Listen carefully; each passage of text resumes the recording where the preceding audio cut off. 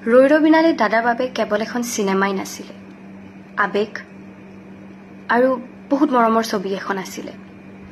ৰৈৰবিনালে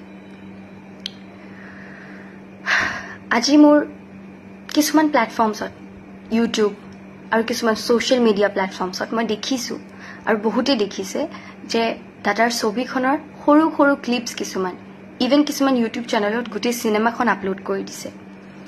চ' সেই ব্যক্তিসকললৈ মোৰ এটাই প্ৰশ্ন যে আপোনালোকে এই কামটো কেনেকৈ কৰিব পাৰিলে? আপোনালোকৰ মনত সেই প্ৰশ্নটো নাহিলনে যে দাদাই সদায় পাইৰেচিৰ এগেইনষ্টত মাত মাতিছিলে? দাদাই আমাৰ মাজত কায়িকভাৱেহে নাই, কিন্তু দাদাই সদায় আমাৰ মনত আৰু প্ৰাণত থাকিব। দাদাই যদি আজি এইবোৰ কথা গম পালেহেঁতেন, দাদাই কিমান কষ্ট পালেহেঁতেন। আৰু এই সময়ত আমি দাদাৰ ন্যায়ক লৈও মাত মাতি আছোঁ।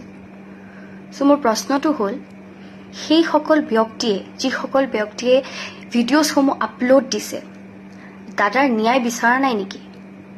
কাৰণ যিসমূহ ব্যক্তিয়ে দাদাৰ ন্যায় বিচাৰিছে, সেইসমূহ ব্যক্তিয়ে দাদাই বেয়া পোৱা কাম কেতিয়াও নকৰে। চ' ইটছ মাই ৰিকুৱেষ্ট, অনুগ্ৰহ কৰি আপোনালোকে এই ভিডিঅ'ছসমূহ আপলোড নিদিব।